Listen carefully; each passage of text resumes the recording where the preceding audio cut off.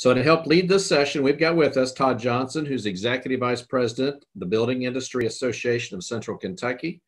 Todd is a longtime face. Most everybody, I'm going to guess, that's on here knows Todd well, and his interaction and the work he's done in his industry has been outstanding. Justin Landon, CEO of the Lexington-Bluegrass Association of Realtors.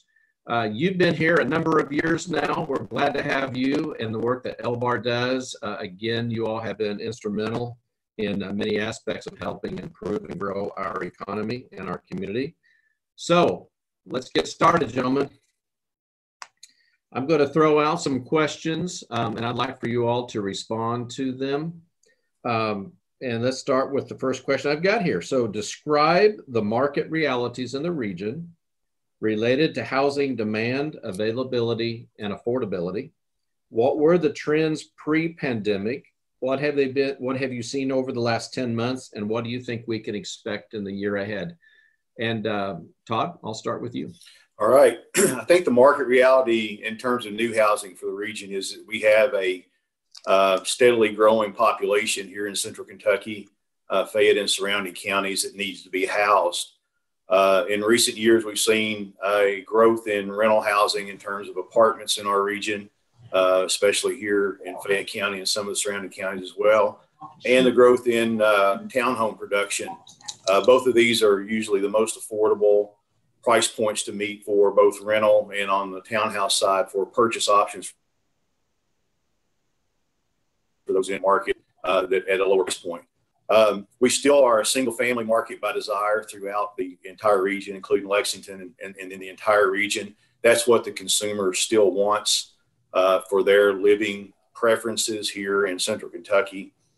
And we continue to struggle as a region to provide sufficient supply to meet this growing demand.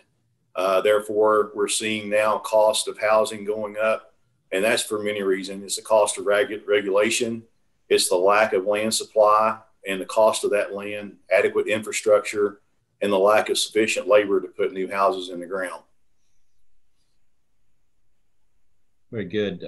Justin, same question. Yeah, so as Todd describes, our population has been growing in recent years, which has led to some really incredible demand for housing, although our population maybe hasn't grown quite as much as we predicted in our housing demand study a few years ago, but because of long-term shortages in housing supply, demand has remained extremely high. And then when you pair that with kind of outrageous under 3% interest rates, and we're seeing demand that frankly our market is struggling to keep up with. There are just so many people who want to buy a home right now. For example, to kind of give you an example of what kind of struggles we're seeing, in the month of November, we had 40% fewer homes for sale than we did a year ago. And then if you look back 5 years from 2019 back to 2014, we had about 40% fewer homes for sale in 19 than we did in 2014. In real numbers, in November of 2020, we had about 3,500 homes for sale during the month. This time last year, we had about 5,600. And if you go back to 2014, we had 8,800 homes for sale in the month of November. Those are real numbers and show a real decline in the available housing inventory in our market.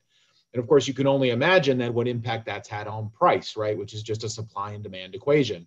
The median price for a home in Central Kentucky in 2014, November of 2014, was $137,000. Last year, it was $175,000. And this year, for the first time in recorded history that we're aware of, the median home price in Central Kentucky will be just above $200,000. And over those, which is roughly a 30% increase over 6 years in median sales price. Over that same time period, our income's gone up about 10%. And interestingly, if you look at a 10-year trend line rather than a 5 or 6 year trend line, those numbers actually look a little bit worse because our income was a little bit higher coming out of the recession, or at the beginning of the recession, went down quite a bit and then came back up. And then one thing I will note, if you looked at homes in Fayette County, for example, that have sold for $150,000 or less over the last starting in 2017, 2018, and then have resold since, the median gain in value of those homes is $43,000. And what that tells me that our affordable market is just rapidly shrinking. I'm sure Todd will talk a little bit more about how home building, new home construction is struggling to provide kind of under median price inventory. And there's a lot of reasons for that. But long story short, we have a lot more people that want to own in Central Kentucky than we have homes to sell them. And that's leading to rapid price increases, which I think it should be concern to all of us.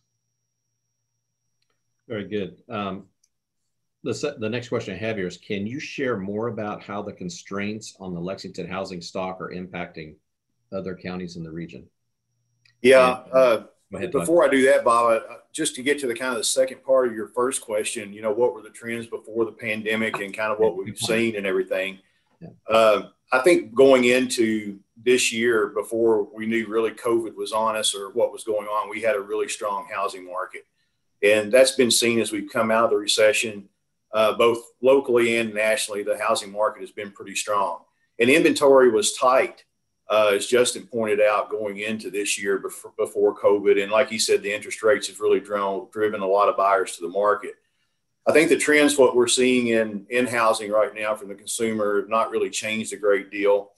Both regionally and nationally, we see a trend that shows that buyers are, because of COVID, coming out of rental and looking to buy homes or get into less dense living environments. We're also seeing buyers in new construction that are putting a lot of emphasis on flex spaces because they wouldn't need that office home. I think a lot of folks are thinking that they're going to continue to work from home. So that's a new trend that we're seeing both locally and nationally. And in the terms of a kitchen, people, they've been using their kitchens a lot more since the restaurants have been hard to get to. So they're paying a lot more attention to their kitchens. In the next 12 months, we should continue to see a strong desire for housing in our region. That's assuming that interest rates are going to stay low, which the Feds have indicated that it probably will, and that there's no major downshift in our economy. Regionally, I really don't see any relief in the immediate future to affect what's most important impactfully on the housing market and us providing more housing for our market that's desired. I don't see a lot of let up or change in the ability to bring more land or land costs going down. I don't see a lot of solutions to our labor problem. I believe that lumber and other materials that have gone up so sharply this year will remain at that level going into the first quarter and probably into the second quarter as well. As a result, I think we're going to have a tight market with limited homes available for sale, which will likely continue to push prices upward, impacting affordability throughout our region. Yeah, the one trend that I would point out that I guess we don't really know yet, our national data would suggest that the most desirable piece of housing inventory pre-pandemic was single-family detached with a small yard adjacent to public transportation or highway infrastructure, right? The new data is starting to suggest that the most desirable home product is a single-family detached with a large yard, and that proximity to transportation is not nearly as significant as it was pre-pandemic. It's really hard to know whether that holds long-term, but I do think it positions Central Kentucky quite well to be a beneficiary of a remote work environment where folks aren't quite as under the same pressure to be in the office every day or even being in the same state where they work. So all of that, though, will be driven by, do we have the housing inventory to sort of meet, that potential growth? And I think that remains to be seen. I do know that if you looked back at our press releases from January and February pre-pandemic, we were already saying things like lowest inventory in history, highest median price in history. So there's no question that COVID has exacerbated some of those issues, but it should not be held up as the reason that we're experiencing some of these challenges, right? It's just a factor that's building on top of some existing challenges. Next question. Can you share more about the constraints on the Lexington housing stock that are impacting other counties in the region? From a new home construction standpoint, I mean, land and land cost is a huge constraint in Lexington, as is the cost of development. Both of these are rising right now because of mainly the policies that we have in place and regulation. I think the regional impact is that buyers have traditionally been seeking homes as they can afford and desire, like bigger houses for less money, more land if they're desiring that, in other counties that have lower land and development costs and just overall lower regulatory barriers. When you look at what the price that goes into a home, it really doesn't matter whether you're building a house here or in Richmond or in Winchester. The bricks and lumber and windows are all going to about cost the same. The major variable is the regulatory cost that's put on development and the land cost that's attached to that to get those lots on the ground. This growth overflow can and has put a strain on other communities in terms of being able to provide adequate infrastructure. In Scott County right now is a prime example of the fact that, you know, they're working proactively on their sewer capacity situation there, but we do have a waiting list. So you're in line to get your sewer capacity in that growing community. And I think they have done a great job in Scott County being proactive and addressing some of these things, but still we're not looking at a lot of relief on sewer capacity there until late 2023 or early 2024. Affordability is another impact. While most counties in the region still are more affordable than Fayette County, as Justin kind of pointed out, prices have gone up noticeably in some areas. This has changed in some areas as a result of increased development costs and just the growing demand, supply and demand issues of people seeking what they desire in areas where they have more maybe supply to choose from. Yeah, I mean, there's no question that there's been a economic boom to some of the surrounding counties that have seen, you know, Lexington's shortfall in terms of inventory has been shifted out to counties like Scott and Madison and Jessamine, and they have no doubt benefited from that. But that has led to some of the challenges that Todd described, like for example with sewer in Scott County, and now these counties are having to deal with some of the same growth conversations that Fayette County was dealing with, you know, decades ago, and you know, I think Scott County is a great example of you can only go and grow for so long before you start to run into some infrastructure challenges. And for example, Clark County is on the front end of that. You know, Clark County is still working to get the infrastructure perhaps to bring about some additional home development. And if you look at the median price in a lot of the surrounding counties, it's actually quite fascinating. You know, so the Fayette County median price is $237,000 for a home, which is about a 7% increase over last year. But if you look at, say, Bourbon County, the median home price in Bourbon County, and I think we had the Bourbon judge exec on here earlier talking about this, the median price in Bourbon County is $177,000. That is a 21% increase over last year. Clark County's up 9%, Jessamine County's up 12%, Madison County's up 9%, Woodford County's up 10%, Scott County's up 7%, and the median home price in all of these places is just under 200, or in the case of like Scott County, $231,000, Jessamine County, $230,000. They are rapidly getting to the point of being just as unaffordable or affordable as Fayette County, right? They're experiencing the same price pressures.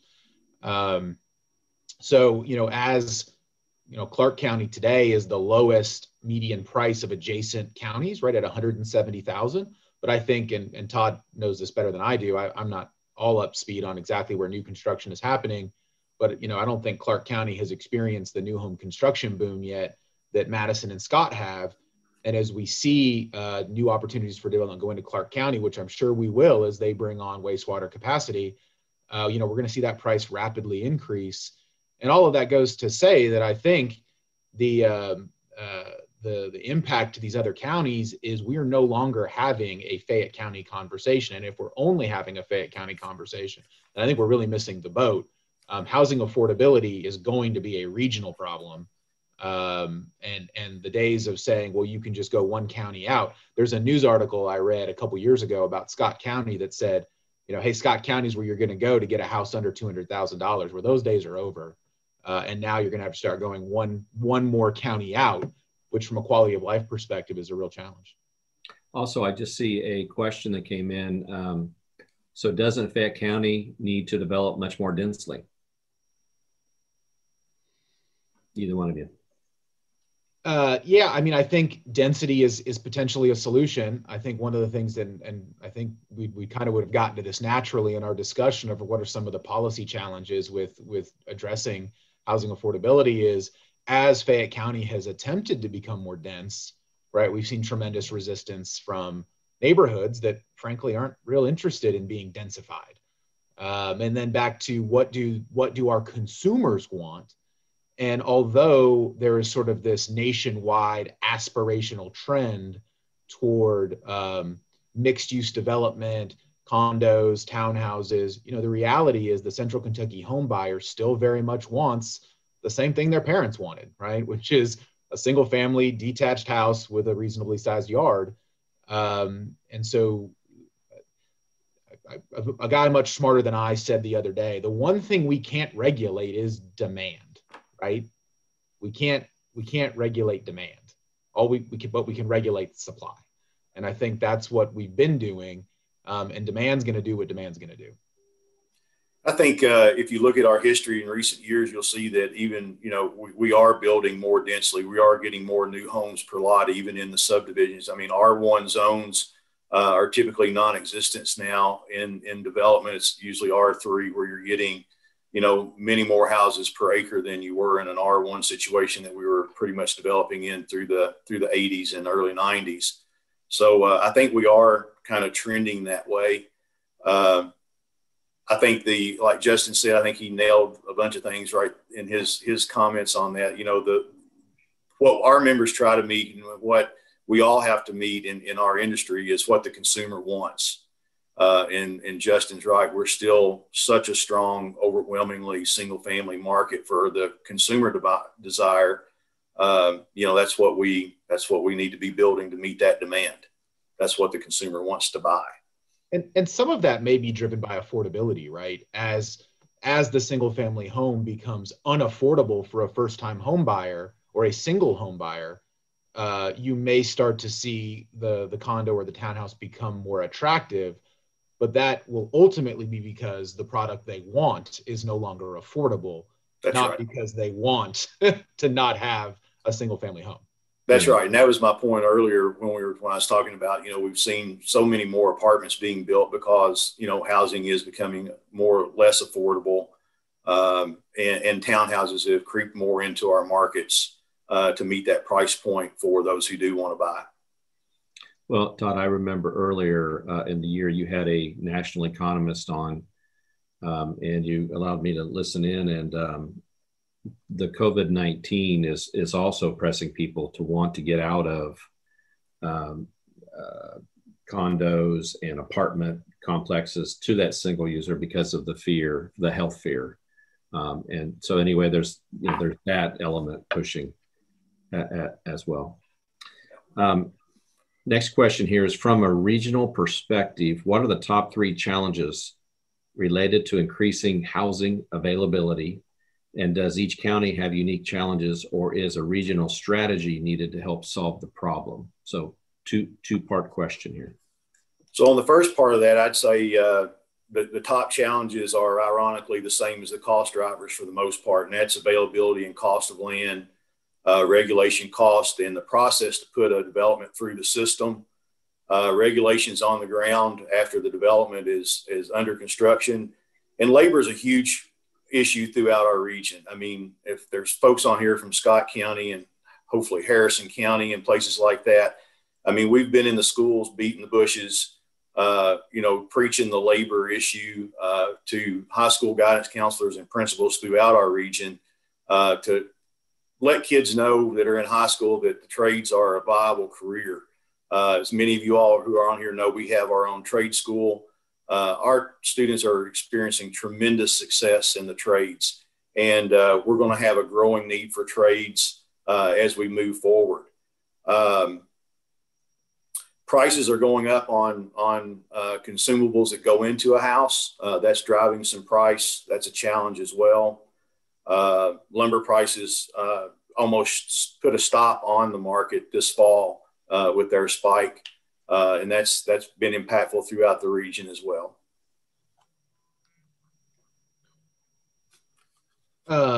Yeah, I think there's there are some real, challenges as it relates to, the big L's, right, which are lumber, land, lending, legislation. And at least a couple of those L's are somewhat connected, certainly in our area where land is constrained by policy making, right? The urban service boundary is at least a significant reason, one of several reasons, but a significant reason why the cost of land is tremendously higher right now than it may otherwise be, or the lack of availability. And of course, labor's been an issue. I totally congratulate BIA on their efforts. LBAR has been a partner in that. We recently gave them a grant to help bring some underrepresented populations more into those trade schools that those folks are desperately needed. Of course, lending doesn't seem to be an issue right now, at least on the mortgage side. I'd be interested to hear from Todd if on the developer and builder side that access to credit is an issue. I know it certainly was coming out of the recession, but I haven't heard much about that being an issue at this point.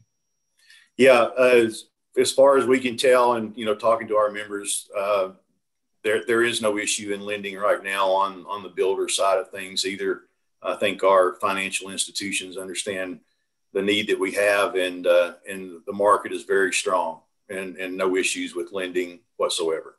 Yeah, I think probably the biggest challenge to getting more housing affordability is that with a limited land supply, which is not just Fayette County at this point, right? I mean, we are seeing limited land supply in adjacent counties as well, is to realize a profit, right, on land that is expensive.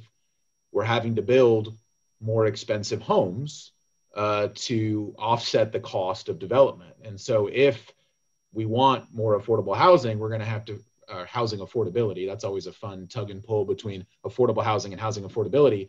But if we want more new homes being built at prices that a median income earner can purchase at market rates, we're going to have to figure out a way to attack that front end development cost to make sure that we're not asking home builders or developers to build for free, right? I mean, they're going to have to make a profit. And so we're going to have to talk about those front end costs if we want to see a less expensive home built. So is it just me? It sounds like there's a commonality among all the counties. It's not, we all have our unique challenges. It sounds like we all have very similar challenges to a greater degree. So the second part of this is, does each county have unique challenges, or is a regional strategy needed to help solve these problems? Yeah, I would say that each county has their own issues, right? I mean, Scott's got a wastewater challenge right now. True. But ultimately, I think each county is going to have to make some really hard and potentially unpopular decisions, or and maybe it's not an and or, maybe it's probably and, but we need to embrace a regional solution. I don't see a path forward where each of these counties is going to be able to solve the problem on their own. I just don't think that's realistic. As someone who's relatively new to this community, I've been here almost 3 years now. I lived most of my life in Los Angeles, Washington, D.C., and San Antonio, Texas. In those communities, most of us spend, 10% of our day in a car, waiting to get to work or get home from work. And the quality of life in Central Kentucky is not that way, right? It is one of the most appealing things about our community is that you can afford a home relatively close to work. You're not spending your life in your car. You're spending your life doing the things that you want to be doing. And I don't think if we don't directly address a regional solution, particularly for how we're going to move populations, because we were already seeing in the housing demand study 5 years ago that the one county over phenomenon was happening, right? That we were seeing a surprising number of people commuting from 2 counties away, right? So jumping the surrounding counties and getting out into Anderson County and Harrison County and the one county out. We were already seeing that, and that's only going to continue as housing affordability becomes more of an issue. How are we going to move those populations? And the only way we're going to solve that is with a regional solution. I don't think what any of us want is a sea of rooftops, then a green belt, then Lexington, right? I mean, that's not a productive way to build a long-term sustainable community, I don't think. Yeah. Todd? Yeah, I think Justin's right that, each county will have its nuances like he pointed out. I think collectively, for the time being, each government agency, each regulatory body can have a positive impact by just streamlining processes or eliminating or just not enacting unnecessary barriers that cost time and money to get through a process for a lot to get on the ground. Cost is often shrugged off in conversations whenever you talk about affordability, but the cost impact is real. If you look here in Central Kentucky, if you increase the cost $1,000 here, $500 there, $250 here, it's a significant impact on the buyer. If you look at Lexington and surrounding counties, if you increase the cost of a house by $2,000, you're literally knocking thousands of buyers out of the ability to buy that home that would normally be in their affordable price point. We've all talked about regional collaboration and solutions to issues we face here in Central Kentucky for years. I think that Justin hit on some good aspects of what we can do in terms of transportation, in terms of road projects that need to be done to connect our communities better, to help not only with our population going to jobs, but also for job creation and looking at getting commerce traffic to our interstate systems that we're so fortunate to have here in Central Kentucky. I think things like that is what we should probably focus on. And, we've got some great leadership in the region right now with the county judge execs and mayors. And in my 18 years here in this community, I don't know that we've had a better time to look at some of these regional issues and really try to get down to solving them. Next question. Are there specific public policy, infrastructure, or other regulatory issues that we can work on as a region? I would say, yeah. And I think I go back to streamlining process in local governments.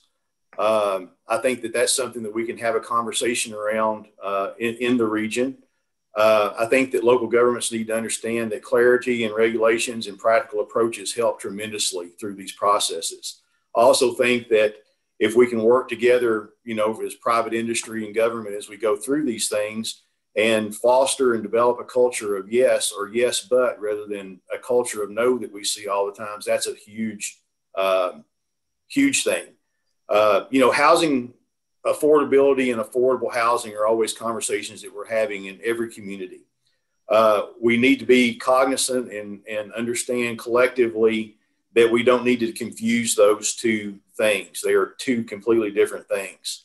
I think on an infrastructure point of view for these communities that are outside of Lexington where growth is going to continue to occur, you kind of got to remember that number two is number one. Access to sewers and sewer capacity is vital in any terms of producing both jobs and housing. Is there a regional solution there? I mean, maybe there is if you're in proximity. I know that, we have an agreement between Fayette and Jessamine County. It's been in place for a long time. It's some shared sewer use. Could we go that on a larger scale? Probably. Back to the road solutions. I mean, I think that access and improvements that we can work on collectively as a region with the state or whatever body needs to be brought in on depending on what road it is, we can do that together. But in general, it's going to take cooperation and the ability to work together for the good of the region. And we might have to put some of our personal stuff aside from community to community to get that accomplished. And I think we need to do that. Yeah, one of the things I would say is, show me your budget and I'll show you who you are, right? And I think if we want something, we need to incentivize it, not mandate it, right? And I think what Todd was getting at, in terms of this affordable housing versus housing affordability, we have seen governments across the country, locals and counties, try to create things by forcing people to build a certain thing. And I think that's not the right way forward. The right way forward is to incentivize people to make those decisions, whether that's fee waivers, whether it's grants or payback programs or special lending rates that are available for people that are going to build certain kinds of inventory, that's what we want to see.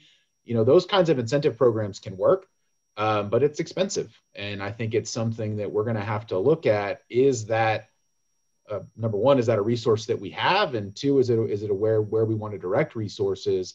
But I think that if we were to look, and I've said this 15 different times in 15 different meetings over the last 6 months, year, you know, if we were a community, and we can name them, you know, it's a lot of them are the cities that we've visited on the Commerce Lexington trips.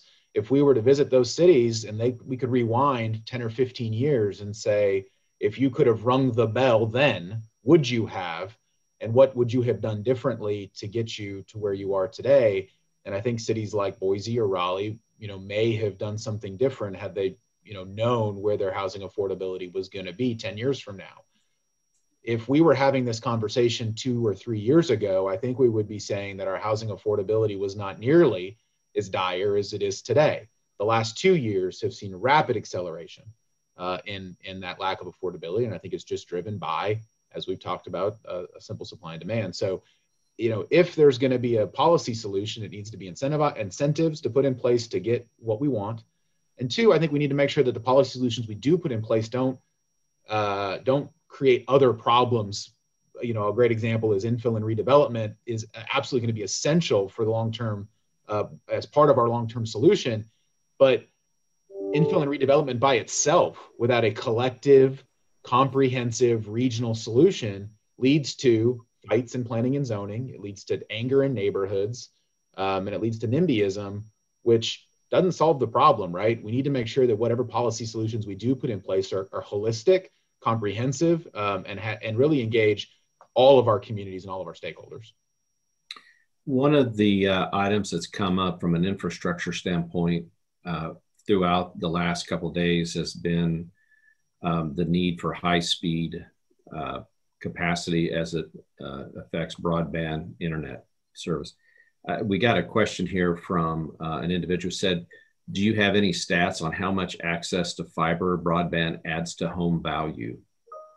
And, you know, just that topic in general, it just seems to really raise a lot of questions. And quite frankly, a lot of the mayors, judge execs, private sector leaders all said that that's something they need and need it yesterday. But, you know, we have what we have because it affects education, affects all age level kids, all the way up to, you know, the business community to residents. Yeah, you know, my background, for those who don't know, I spent 11 years working in the U.S. Congress. And, you know, that was 7 years ago now, 8 years ago since I've been out of that game. And I remember then we were having really substantive conversations at the national level about broadband as a utility, right? That it was an essential thing, just like rural telephone service was an essential thing that we put our money behind as a country. If there's one thing 2020 has done for us, right, has made it very clear that we can't live without broadband. And in some ways, you know, like the ability to be on the internet is sort of, it's hard to imagine even keeping in touch with your family these days without those things, and much less running a business. And if we're going to sort of decouple physical location and work location from a remote work perspective in a post-pandemic world, there's no question that broadband needs to be a part of it. I don't have any data on what broadband adds to home value. My hunch is, just off the top of my head, is it's probably not significant enough to measure relative to all the other factors. But I'm going to reach out to our National Association economists and see if there's some data on that, and I'd be happy to share it if I find something. Yeah, I agree with Justin, and I don't have any data on value it brings either. But like Justin said, if we've ever been in a time where we've seen the importance of it, we're living it right now. And I think that you know, this will, if you weren't already on the bandwagon to get it going in your community, this will certainly spawn a lot of people on to do that. I would be curious of our judge executives and our other decision makers in some of our more rural counties. You know, I guess the answer is that access to broadband is a reason that perhaps a business or a development isn't happening. I think those stories would be incredibly compelling as we go out and we make our case to legislators and others that Commerce Lexington's engaged with to start telling that story. So we can, you know, is Congressman Barr on here? We need. Well, we had him yesterday, and that was an issue that came up, and Zoom kept dropping in the DC area and here and the Chicago area. You know, we were the lucky 3 areas of the country where they were having software problem. So if anything, the whole issue got driven home about we lost him, we were on, we lost him. But quite frankly, that consistent line, that consistent service. But I got to tell you, over again, all 3 of these days, that has been one issue that's kind of that newer issue that we heard a lot about, and how critical it is. And again, COVID has sped up a lot of what was going to happen eventually, but it's sped up and shown us the need for cities. The other thing I would say is we're talking, but we haven't taken that next big step up and out as a region. There are a lot of neat things going on between counties, maybe not all 9 counties in our area, but many of the issues are the same. Some of the issues are different, but it's a new world, it just seems like right now. And I would just, closing thoughts from both of you, housing availability, affordability is a huge issue. It's going to only grow as our region grows. I don't think there's any doubt the region is going to grow. People are going to be commuting further, longer, so there's a cost in that. But on the other hand, that's where you're going to find the affordable, available homes, potentially the single family. So just thoughts kind of pulling together from your different perspectives as we go forward here. Go ahead, Justin. Yeah. Next big steps forward. I think it probably makes sense. Although Lord knows these are hard. I mean, I remember I gave a presentation to the Bluegrass Area Development District folks maybe a year and a half ago, and kind of talking about this regional stuff. And the truth is, to really approach regionalism, you need 100% buy-in. And probably obviously the biggest partner you need to buy in is the biggest partner, which is Fayette County, and getting them to engage and frankly help financially support a regional effort. And I know that's tough, especially right now where revenue crises are going to be pervasive in a post-pandemic world where tax rolls are down, and we've got challenges. And so maybe this is a hard time to have a regional conversation, although it is also the best time because the problems are as obvious as they've ever been. The one thing that we haven't talked about today too, that I think we'd be remiss if we didn't at least address tangentially, is that as we displace populations in Fayette County due to housing affordability, we know that's going to disproportionately affect lower income areas, and in many cases, our teachers, our emergency workers, people who we want to live in our community, but who are not going to be able to afford to live in the community that they serve. And of course, there's also the gentrification question. But all of these things are going to really change the way our community looks if we don't immediately. I mean, I hate to say that it's today, but it's relatively short term. This is not something that can wait 2, 3, 4 years. It's something we need to start today. Yeah, I'm glad, Justin, you brought up the gentrification issue because it is a growing problem. And it's going to only be impacted and compounded more. Todd. Yeah, well, I kind of drifted back to our Commerce Lexington leadership trip that we took to Boulder several years ago, as Justin started talking about the desire and need to keep your teachers and your first line responders and those folks able to afford to live in your community, Bob. That's a good point. I agree. I think that, housing is a basic necessity for everyone. And number one, we want our communities and our economy to keep growing in our communities and in our region here. And we are going to be growing, and we have to focus on getting our folks and our citizens housed in an affordable manner, whatever that means to them, whatever their income is. And, in terms of next big steps, we haven't taken that step. We've been talking about doing stuff for a long time, and there hadn't been a lot of significant action on it. I would hope that, out of this great thing that you guys have been doing for the last few days here with the leadership in our region, that we would see some action items come out of it. And maybe it is some focus on a group regionally to talk about housing. Maybe it's a group regionally to address other issues, like this little segment we're having here, and talk about doing some regional planning on infrastructure things that we can address, about talking through things that are vital needs in communities. And, you know, for communities that are starting to grow more, you know, I was looking at the permit data. I mean, Clark County's up, Bourbon County's up, Jessamine County, Madison County are all up year over year in their permits right now. Some of them have been proactive in their infrastructure that's needed, like sewers and roads. Some of them haven't. We need to have those conversations and be thinking proactively about how to meet this head on, where we don't get in situations where things are shut down or held up to meet the need, and ultimately more expensive for the buyer. So you know, I'm very pleased to be here today with you guys. I'm certainly happy that you guys asked us to be a part of this, and it is an important topic, not only for our community here in Lexington, but for the region as a whole. And you know, we're here to help and work cooperatively with you guys any way that we can to start finding some solutions. Well, you both have been excellent partners, and I want to go back to the kickoff speaker we had, Ted Abernathy. He right now, I think, is involved in 22 different states, having the same conversation, talking about regionalism, and you got to be all in. Everybody's got to be all in. We got to be at the table, and we got to be able to build that bigger vision.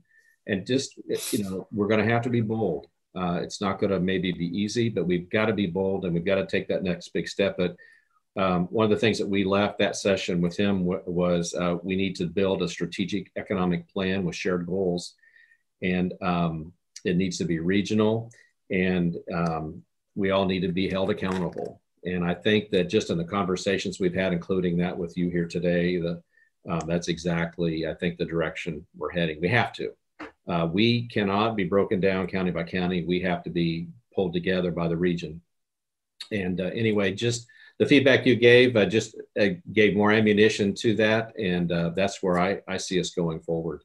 I also, one of you all mentioned about we're fortunate with the leadership we have in the region right now.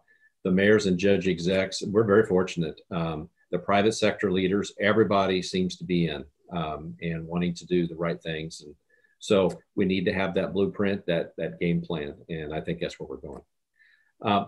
Justin, Todd, you're incredible advocates here in our region. We appreciate both of you and the roles that you play. And I want to wrap up this session here by thanking the panelists, as I've said here, and also all the attendees for giving us your time and participating in the sessions.